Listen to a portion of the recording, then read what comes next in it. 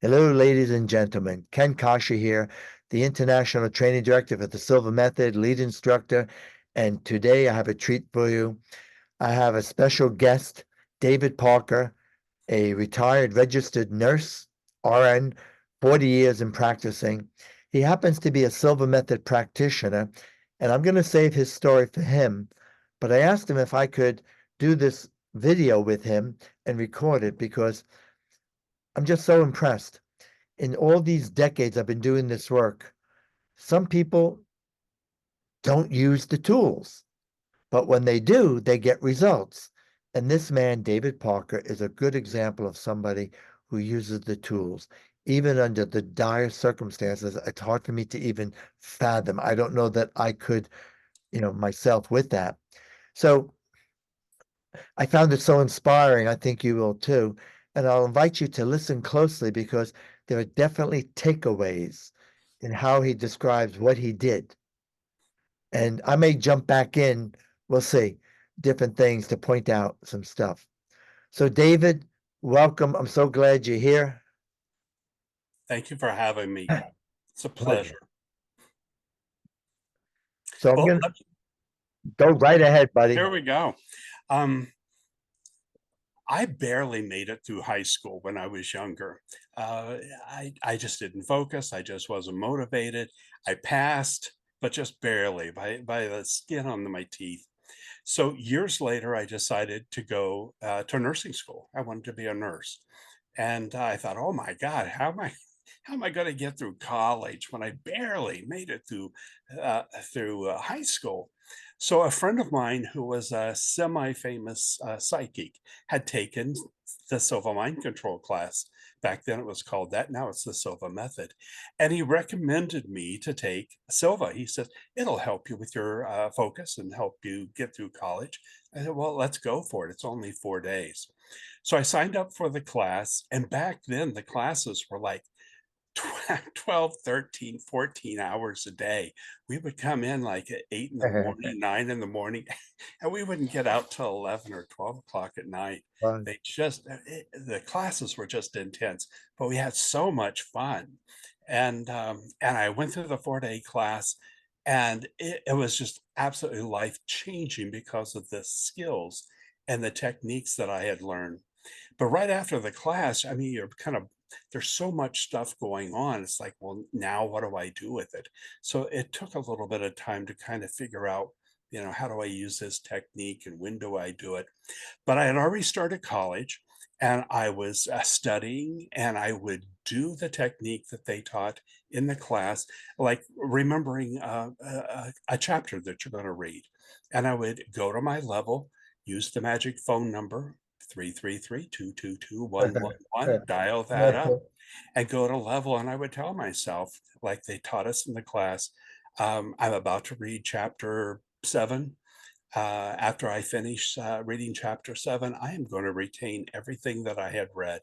And any time that I need to pull up any of that information, all I have to do is put my three fingers together.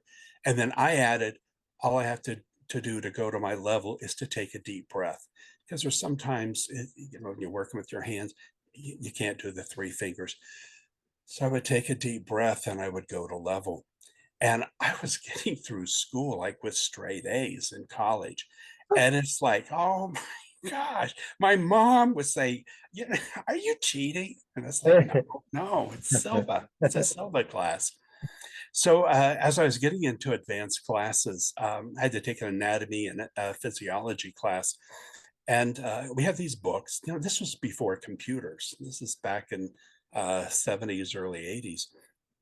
And uh, they have these beautiful drawings in the books, this beautiful pink liver and these gorgeous intestines and everything. It was all hand drawn and printed, and it just looked so nice. And we thought, well, this is, that's how we learned our anatomy.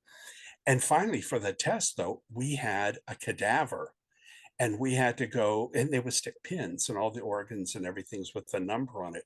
And we had to go through and say, what's this? What's that? What's that?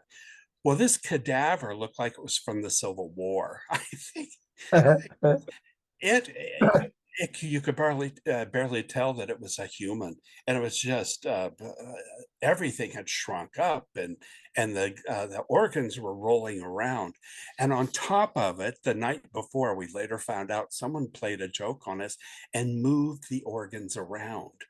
So so they're not where they were supposed to be. So we go into the class and it's like, what on earth is this? And it smelled.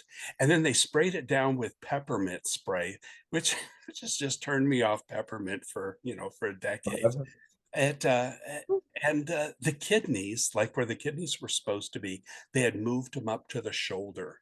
And the liver had shrunk up to like a small sweet potato, and it was over in, one armpit. Uh, they had just moved everything around. I thought, oh my God, I gotta get a good grade on this test. So what am I going to do? So I remembered, of course, 333 222 111 went down to level, and I used my imagination, and I gave each organ a face. I gave it a mouth, I gave it eyes, I gave it a nose, gave it ears, I gave it little hands so it could wave at me. And I asked it as a friend. I said, "What are you? Tell me what you are." And then I would hear, "Hey, David, I'm the liver. I'm supposed to be over there, but I'm the liver." So I wrote down that was organ number 3, and I put down on the paper liver, and I went through the whole system that way.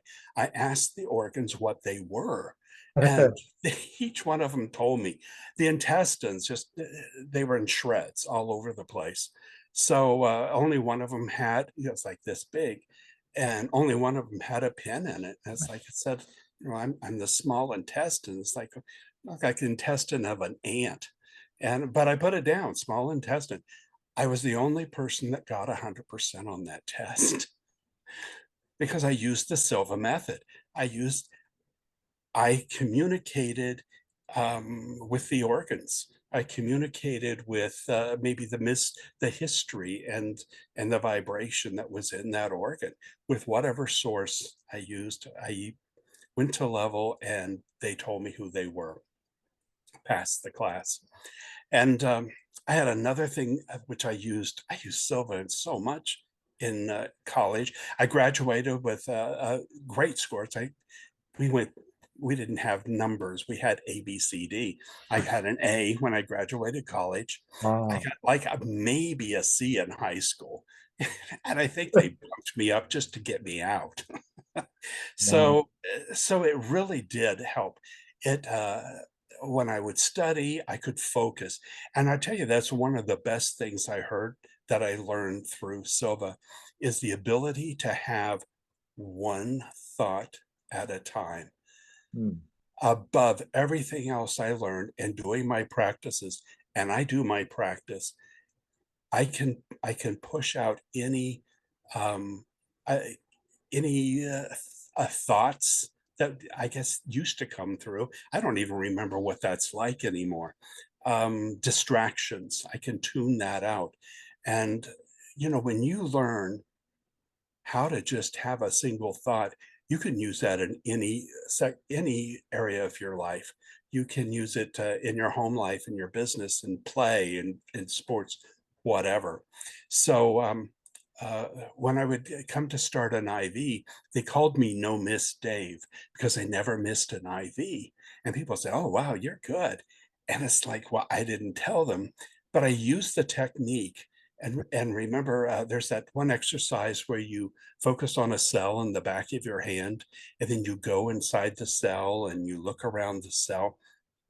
I used that technique to shrink my attention to a cellular size.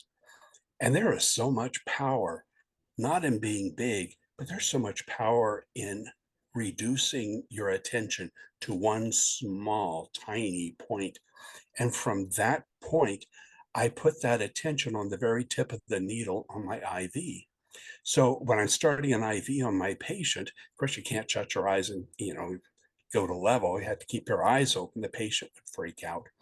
But I learned to also keep my attention on that little tiny pinpoint of of awareness that I learned in Silva on the tip of the needle. So when I'm starting the IV, I can see the needle actually going into the patient's vein. You want to advance the needle just a little bit, and then we push a catheter into the vein. The needle comes out. It's just a plastic catheter. I never missed an IV in 40 years. And later on, I worked OBGYN, I worked labor and delivery, and I worked newborn nursery. So I'm starting IVs on babies that are an hour old. I mean, they're just this tiny little things. And I'm using that technique that I learned. I think that was the second day in the Silva class, learning how to shrink my awareness and focus my attention. And as Jose put it in there, to project your intelligence. I love that. It's a form of probably a remote viewing because I'm thinking outside the body, but I can see it. I could see it. Never missed an IV. No missed date because I never missed an IV. Oh, So I used Silva throughout my whole nursing career, and I did 17 years of hospice. I worked a 10-bed inpatient unit. I was present for over 3,600 deaths when I was bedside with all of my patients dying. 5 of those years, I did pediatric hospice. We had a 10-bed oh, pediatric, and we did newborns up to 17-year-olds. And because I practiced meditating every single day, I got that intuition with some of our patients that were non-responsive, and and you could feel. I got to the point where I could feel: do they need pain medicine? Do they need turned? Do they need repositioned? What can I do uh, to be the best nurse in the state of Arizona for my patients? That was my goal every single day. I'm going to be the best nurse in the state of Arizona for every one of my patients. I said that 40 years, on the way driving into work. And finally, it got to the point I was actually picking up some of the vibrations of the patients before I even got to work. I could just tell that there was something that was really needed. And when we took care of our patients, we also had so many family members with their backs against the wall, especially when I did pediatric. We would have 13, 14-year-old mothers caring for their dying newborn because of birth defects. We had so many. So the patient was kind of easy to take care of. But here I've got a teenage mother, and who knows where the father is. And that's my care too. That's a part of my responsibility. And it was just so wonderful to be able to touch in. And I would go to level, and it's like I would ask the universe, show me what to do. What do I do for this crying young mother? Do I say something? Do I not say something? Do I leave her alone and let her have her space? Should I go in there and hug her? What do you do? And I would project that out, like like in my laboratory. It's like, tell me what to do. Tell me what to do. Then I'm not going to do any harm. Even if I can't do a benefit, at least let me do no harm. And I would get the feeling back, leave her be, she'll come to you. I'd get that feeling. And I would do that. I'd pop in and say, hey, do you need anything? She said, no, I'm okay. And then pretty soon, maybe they would come out and just, fall in my arms. It was such an emotional thing to do. oh, Um, and what a rewarding, wonderful thing to do. And if I didn't pass the class, if I didn't finish nursing school, I couldn't have been there for any of those people. Thousands of people I took care of.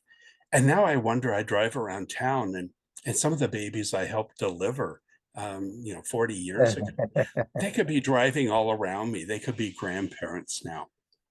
And let me add a thought. David, this is amazing. I mentioned before, everybody, about takeaways. Notice he says he does his daily meditation. And the fact remains, when you stay centered and balanced, you're more likely to access your intuition and your higher thinking functions. And it has a lot to do with brain chemistry. And that's a key, even just to stay balanced. Your creative imagination, holy moly, what a beautiful example of your creative imagination, what you did. And what you mentioned before with the projection, prior to 2007, the mental projection exercises are in day 3 and day 4. We added in day 2 now, which you've been with me several times, a beginning mental projection exercise.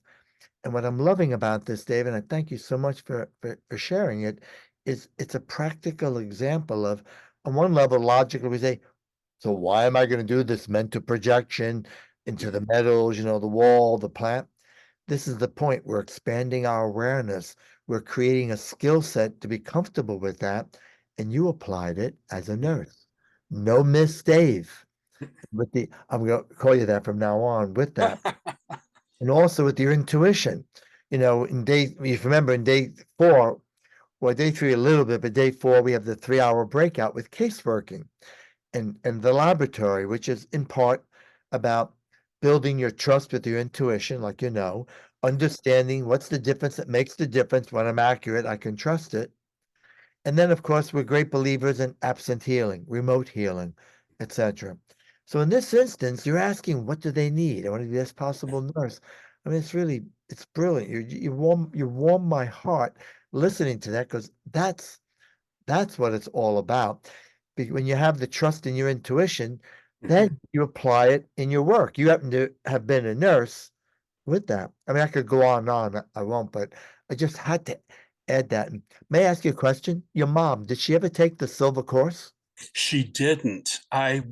She should have. I don't know why she didn't. She took me to everything. When I was a kid, we went to snake handling churches, and we went to see the whirling dervish when they would travel through the snake. Yeah. She took me to everything, psychics, the mediums, and we just went to all of it. She was so open to it. Well, She would have loved it. people watching, if you're a graduate in my community, our community, you know this story. When my mom saw me going from flunking out of college to straight A's and changing my personality, she took the Silva course and stopped having asthma attacks and Oh, got over her debilitating arthritis. I mean, it really inspires. Wow, what a way to make a living, a career. That's why I had to ask. So yeah. if I could ask you, this is really exciting. However, I guess I didn't know, because I saw you after and just before in December, you had a stroke, a horrible thing happened that Yeah. immobilized you. And I wonder if you could go in and recount some of what happened and what you did and some of the steps that you did for recovery. Because, by the way, folks, I didn't know this happened with him. I found out later in January, mid-January to end of January. I was doing a virtual and Dave was with us in the class. You'd never know it. He was although it was virtual, participating. It was like, and I heard that, holy moly. Like, Yeah, but you didn't hear me talk because I was yeah. still lisping really bad. No And wonder you why you did, were quiet in the class. You were quieter than usual. I didn't know. I couldn't talk. I could barely talk. It was interesting in December. I had a massive stroke and I fell into the wall and then fell on the floor, knocked out 3 teeth. And when you have a stroke on one side of your brain, it's the other half of the body that goes paralyzed. Well, luckily, in my strong half, I had my telephone, and I was able to call 911. I had no idea what had happened. And the pain was absolutely excruciating. So yeah, the paramedics come up and take me to the nearest hospital. I'm put in ICU on the very floor where I used to work Oh, as a wow. nurse. And I had worked on that floor, I think it was 7 years. And the room that I was in, I had taken care of easily 1,000 people in that very room. And for years, I was the caregiver, and now I'm the care receiver. And I had so much comfort in that. Doing my practicing with my meditations, and I do the long relax twice a day, and I do it for years, absolutely years. Every single day, I do the whole thing. I used to listen to the tape, but boy, I've got it memorized now. And countdown. So when I'm laying in the bed, I can't talk. I can't turn myself. Couldn't control my bladder. I couldn't do anything. I was in so much pain. And the doctors and nurses would come in and they're standing around my bed. I heard several times they were talking about putting me on hospice. And here I am, 17 years as a hospice nurse in the past. And I thought, oh my God, I didn't feel that bad. But now I think, oh my gosh, I must really, really be sick. I wonder what happened. But they never talked to me because I wasn't responsive. In their minds, I'm in a coma. And yeah, it's like I kept thinking, what happened? Did I get shot? That was something I really thought because I had so much pain in my head. I thought maybe a stray bullet went through the window and I was shot in the head. So I had no idea what was going on. So, what else am I going to do all day but go to level? So, 333 222 111. Uh, there's a tingling on your scalp. Relax your scalp. There's a tingling on your forehead and on your face. I do the long relax. Relax the muscles around your eye. Well, one side is totally paralyzed. The other side was tense with the pain. So I relaxed my eyes and I did the whole thing and counted myself down. And again, I used that technique that I use to start the IV to shrink my attention down to the cellular level, down, down, down, tiny, tiny, tinier. And I focused my attention, which I'm very good at by now after all these years, and went down to the cellular level. And I went inside my own brain because I thought, what's going on in here? This really hurts. So as I'm going, I thought I was going to find a bullet. I really thought I was shot. And as I go through my brain, there's this huge, like a triangle shaped clot, blood clot. And it's like, oh, it's a stroke. I had a stroke. No one bothered to tell me for days. The doctors, they went in, they took care of me, they stood over me, they treated me like a doorstop, and off they went. I never did that with my patients. And let me tell you, when I got better, I wrote quite a letter to that hospital because I always communicated with my patients. I was always the best nurse in the state, and I talked to them spiritually, emotionally. I would send that energy, especially to my non-responsive patients. I'm here. My name's David. I'm going to take care of you. You're going to be safe today. I'm going to give you the best care you've ever had. This is what happened to you. This is what we're doing for you. I'm going to give you medication. I'm going to keep you clean. I did that to every single one of my patients, and not one of them did that to me. But, you know, you know, who knows? Who knows where my letter will go? But as I'm laying there, and then I'm inside my brain, I see the clot, and what do? I go back to the thing that I learned earlier with the organs back when I was in nursing school. I gave the clot eyes, I gave him nose, gave him a big mouth, gave him ears, gave him hands, and gave him feet. And I didn't know what to do with him, so I just felt, you know, hey, clot, you're a pretty hot clot. So then that was his name, Hot Clot. I called him Hot Clot. I said, hey, Hot Clot, you're kind of interfering in my game. Is there something we can do about that? Well, then Hot Clot, the eyes opened up and his mouth opened up and he said, hey, Dave, how you doing? Sorry, I didn't realize that, I'm stepping on your game. And I said, well, you kind of are. I says, I realize you're a clot. I realize this is what you do for a living.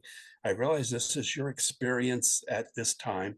But is there something we can do to adjust, your presence so it doesn't step on my life? I can't move. I can't move my hands. I can't speak. I can't blink. I can't do anything. Can you help me out? So instead of seeing the clot as an enemy, instead of being a victim, I never play the role of a victim. Instead of being a cripple, I made friends with Hot Clot. And as a friend, I asked him to help me out. I said, what can we do?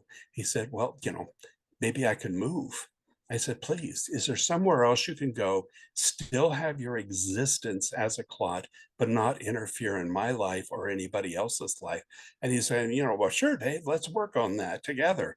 So piece by piece, his hands, and then, me at little microscopic, cellular level, David Parker's attention and my hands were dismembering the blood clot cell by cell, pulling it apart, blowing it off, making sure it's all clean and in perfect shape, and letting it go in the blood flow, and sending it love. Yeah, go ahead and do your thing, but don't interfere, don't cause any problems. And blood clot, we have that clotting factor, which saves our lives. So if we get a cut, it keeps us from bleeding to death. So the clot actually is my own body. And I just sent it love. And piece by piece, the clot and I, 12 hours a day, what else am I going to do? And I'm pulling cell out, cell by cell. Blood clots pulling, hot clots pulling his cells. I'm pulling my cells, brushing them off and sending them on the way in the blood system to be ready to, to clot off a bleed if I had one. And I did this again and again and again throughout the day. And slowly, I was seeing it go away. It was dislodging and getting smaller and smaller and smaller. And I started having some feeling in my arms, and I started to be able to like move my eyelid. I still couldn't talk. I couldn't move my mouth. And I thought, while I'm doing this, there's something else I can do. So the part of my brain, I called it my thinking brain. I don't know why it came to that, because I got a damaged brain and I got a thinking brain. And I gave my thinking brain a face. It kind of looked like a Mr. Potato Head. Remember those little plastic pieces you stuck in a potato? And I did that to my thinking brain, gave it eyes and ears and hands and a mouth. And I gave it an old-fashioned 1940s dial telephone, those big clunker phones. And then I imagined the wire going all around my clot, down my head, and down to my mouth. And I gave my mouth a face. I gave it eyes and a nose. It already had a mouth and hands. And I gave it a phone too. And then I said, okay, thinking brain, call my mouth and tell it what to say. So, I imagined the thinking brain, with its little fingers and dialing the phone and calling my mouth, and the mouth picking up the phone and say, hey, brain, what's going on? He said, I want you to say hello, hello, hello. And I couldn't move my mouth yet. But my thinking brain on the phone, on talking to my mouth on the phone, pretty soon my lips were going. I started moving my lips. I'm about to cry. Okay. I couldn't move my tongue, but I could move my lips. And it just went on and on. It just, hello, hello, and I knew it was getting better.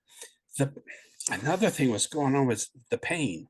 So I'm having my thinking brain talking to my mouth constantly. At the same time, hot clot and I are dislodging the clots. The pain was excruciating. So I tried the method that we have for pain control. And that didn't work so well for me. But a part of the long relax, and when you go down to the feet, imagine your feet, your ankles, your calves no longer feel a part of your body. That's one of my favorite parts of that meditation, because you're using your body as like a receptor dish to the universe. You're using your whole body to gain information. So I did that for my head. At the count of three, um, this part of my brain will no longer feel a part of my body. 1, 2, 3. This part of my brain no longer feels like it's a part of my body. The pain went away. That's how I did pain control. And how did it happen? Because I practiced in advance. I practiced years before. Maybe it still would have happened, if I just practiced every now and then. But I knew what to do. I knew what to expect.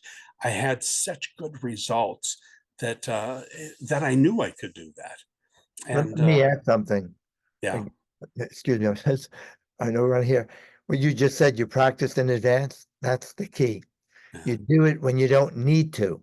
And yeah, the benefit, you said you're doing the long relax twice a day, which even if you do it once a day, you practice the three fingers to stay calm and focused when you don't need it, so that when you are in a crisis or in a lot of tension, you already have it installed. You already have it, the association built in. So in a sense, everything you've been doing for the years, practicing with the exercise you love, prepared you for this, very hard, shall I say, challenging situation. I yeah. just have to say, if you don't mind, the coma business, I'm kind of surprised. Now, I'm not a medical doctor. And by the way, folks, I'm not a doctor. I don't pretend to be. He's the nurse for that. And no promises. But it is a fact that when people are in a coma, when people are so-called unconscious, when babies in infancy, we think they don't hear us. That is it's a myth.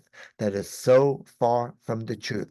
It has been proven and demonstrated with hypnosis and all sorts of modalities with that. And what you just said, you could hear them in your example. You could hear them talking, and they're talking like you were not even there, nobody, as if you It's um, didn't. it's interesting how people confuse coma with non-responsive. I was paralyzed, but I was completely conscious. I could hear everything. I could hear him down the hall. I could hear, the carts going by the room. Yeah. So, They need to do interesting that some they make that. research. They need Pardon? to do some research and upgrade their act. That's my big mouth opinion Oh, they got some big letters written, from and you. especially, these are doctors that I worked with. That was the bad thing. I mean, these are people that knew me. They did incredible care for me. They gave me wonderful care, but they assumed I was in a coma. Yeah, And what was the time frame when you had the massive stroke? Early December, mid, late? it was early. Wow, early December, and then so coming along, it's still very impressive. We're talking about a month. I mean, I know it's long that you couldn't talk too well in Right. January, but you were there and you look great. I Yeah. mean, there's no The visible. I was out of the hospital in, I think, was it 8 or 9 days. So I made incredible progress. And I've taken care of stroke patients for decades. Some people come back to normal effectively. Some come back a little bit. Some take for years, and it's very slow. I've never had anybody, progress as fast as I did, but I was working 12 hours a day. There's nothing else for me to do but to lay in the bed.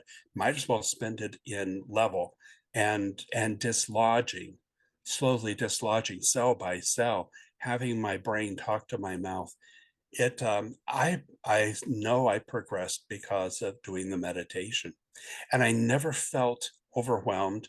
I never felt I was a victim. I never felt paralyzed because I saw myself already healed. I saw myself back Wow. in the house. So as I was getting better, I wasn't like getting excited, oh, I'm getting better, because it was like I'm reviewing the process. Well, yes, I'm getting better because, I already see myself absolutely, 100% back to normal. What's So, also fascinating about that is the visualization, the mental rehearsal. yeah, Um, Many times I wish Jose Silva was still alive because there was a lot of criticism originally, but at leading universities, places like Harvard and other universities, Stanford Research in California, they're doing studies showing about how in doing the mental rehearsal, it actually makes changes in the brain and that we're firing and wiring the brain in much the same way when you're just doing it mentally as if you were doing it physically. There's a famous story about piano. A group of people played 2 hours of piano practicing basic chords, and the other group of people, 2 hours, only did it mentally. And I think they went for 2 weeks, no longer. yeah, And both groups, those who did it physically, which they expected, there were changes in the brain, there were new connections made that would be expected when you're learning a new skill like that. And yet the people who only did it mentally, same thing. wow. And this is what I hear you, and you deeply inspire me, and people watching this, I hope you are. If I can say that with respect to David, he's a practitioner. He's applying. He's doing the work, and you can too. And if you heard, obviously you listened to him, he was doing a lot of this stuff for the fun, for his benefit, and it kind of prepared him for this horrible situation that happened in December of 2023. The whole process actually was enjoyable. I was having a good time. I was playing with it and making the animations and making Hot Clot have these wild expressions. It's like, oh yeah, Dave, let's dismantle this clot. Mm. And we just got very active and fun. And I would like throw a clot at him, a cell at him. He'd go, ooh, you almost got me, buddy. And we played with it. And I think one of the biggest things for healing is just remove the roadblocks that keep you from being healed. It's not like you have to go towards healing. Get away from move everything out of the way that keeps you from being healthy. And I focus so much on that. I already saw myself healed. I already saw myself at home. I already saw myself, watering the trees in the backyard. Everything every block was out of the way because I had my thinking brain talking to my mouth, hot clots pulling the clots away. I've, this part of my brain no longer feels like it's a part of my body. That's been taken care of. I took care of everything and just allow it to do its thing. And I never once played victim. And who knew all this time of doing this meditation? And I was meditating because I enjoyed it. I just feel wonderful. I feel wonderful for the rest of the day. I feel like, I could almost float. That's why I did the meditations. Who knew I was going to use it to save my life? I never thought of that. You, But it's like putting dollars in your savings account. You put a couple dollars in your emotional and your self-esteem savings account every day. When it comes down the road and you really need it, you got this incredible, bank load of emotional self-esteem or well-being dollars ready to use. And that came to me. I had no idea that I was actually doing that. I well, was storing away, like a squirrel, nuts for the winter. And the winter came. And thank goodness I had I was ready for it. and So, you gave another takeaway, by the way. Man, you're well, full of them. And this is so cool, so cool about removing the roadblocks. yeah, People they go through, we call it the foundation course.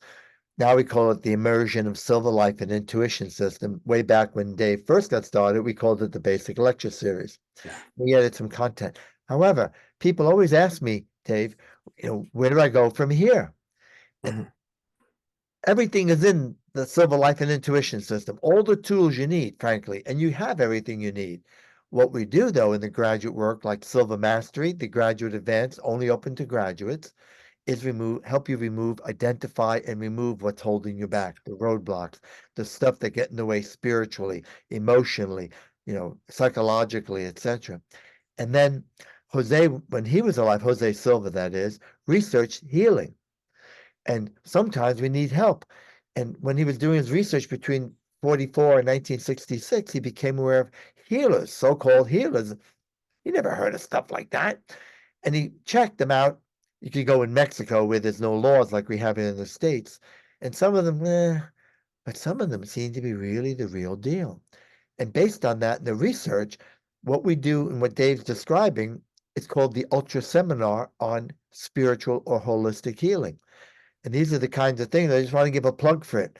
It's a program that once in a while I offer and make available that builds on this aspect on being able to remove the roadblocks, but also how to help other people. If I were there or a fellow graduate with Dave, they could have also been helping him physically, right there in the room, doing things like what nurses do with therapeutic touch. And I'm told a lot of nurses do that, where they do the passes, Dolores Krieger type work. It's very cool. And wow, thank you so much, Dave. Did you want to add something else? I didn't mean to cut you off, but I wanted to just,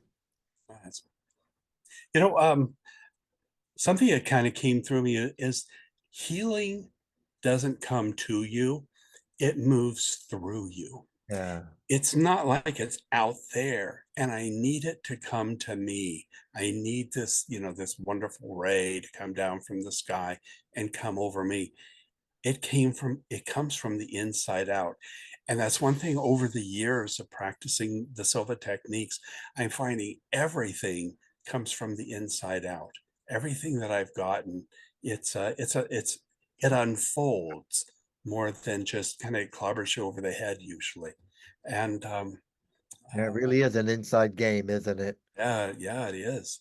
So I got better and better, and the clot's gone. I just got another scan last week. Everything's gone. Everything's back to, yeah, there's a little scar tissue there, but Good. I've got a little balance issue. And other than that, I'm totally back to normal with And you got this. your teeth back. I have this wonderful dentist. Got me three brand new wonderful teeth. So it was interesting right after when I was still at home. I was able to get home, but I had to have nursing assistants to help me like get a shower because I was just too tipsy to do that.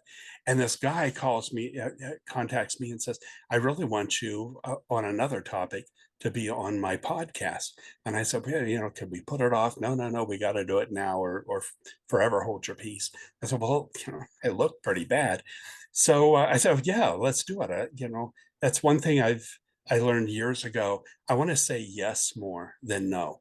And that's kind of my motto. If I had tattoos, that's what I would say yes. So I said, yeah, I'll do it. Well, my home health aide didn't show up. So my hair is greasy and I look shiny and I'm a mess. I'm still lisping really bad. And I'm missing teeth and my lips keep getting stuck in the places, the gaps in my teeth. And I'm doing this podcast, and I think, oh my God, I look like Festus on Gunsmoke. Remember? I look like Festus. And anyway, I just happened to look on that channel. It's got 129,000 views, and You- people absolutely love it. So who knows? Um, Because you come from your heart and because you just yes, wanted to serve and to yeah, inspire. But I was working on us keeping the video within reason for that. So I would like to move toward ending, but I would like to put this out there. Maybe we could cover another topic and stuff, and as a Silva practitioner to inspire our grads. I mean, absolutely. some Absolutely. It's interesting. I've re-audited the class now about 25 times. And just with every the past few years, I think it's been 3 or 4 times. with you, yeah. And how wonderful. I love Zoom because otherwise there's people I would never get to be around. I think my cases are more accurate when I do Zoom. I don't know, I just feel it's just me. But every you take it and you practice. If you re-audit the class, you hear it again and from a higher level. You've had some experience, you've had some successes, and maybe something wasn't quite clear. And if you take the class again, it's like, oh, now that makes sense. Now I understand. Plus, the instructors, I know you guys have to, every time you do a class, you guys have to unfold just a bit more too. So you're bringing a different view to the table, and different instructors, have their own thing to present. So I would recommend people to take it again and again. It's and Me too, it brother. refreshes you. Yeah, or to go to our graduate meetings online. Those are marvelous too, to kind of keep that energy up and that energy flowing and supporting and loving. And the more you support someone else, that energy, again, it's not coming from out there, it's coming from you. Everything flows through you. Every time you lift someone up, you lift yourself up too. Well put. Do it every day. Well put. So I would say, Dave, you are a great example of that. I would say to everybody, most people don't give themselves enough credit. You are far more powerful than you realize. It's just a matter of saying yes to that and practicing and applying what you know. And maybe start with little baby steps and building toward that. But these are the kinds of stories that in my nearly 53 years, I'm been so blessed to hear. And I want to thank you again, Dave, for making the time to be here, Sure. for us to do this recording. And I'm going to say to everybody, and maybe I'll say so long until the next time. We'll have some more. And thank you again. I was going to call him Uncle Dave. Uncle Dave.